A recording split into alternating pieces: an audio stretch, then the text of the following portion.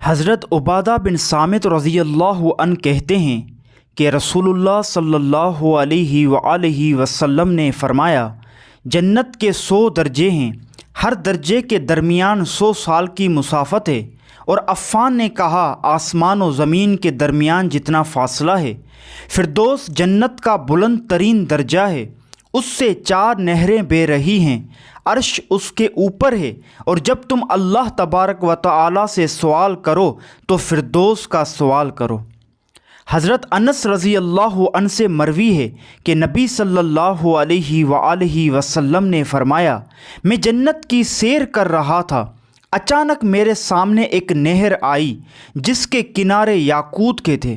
میں نے فرشتے سے کہا، اے جبرائیل، یہ کیا ہے؟ تو جبرائیل علیہ السلام نے کہا، یہ کوثر ہے جو اللہ تعالیٰ نے آپ کو دی ہے۔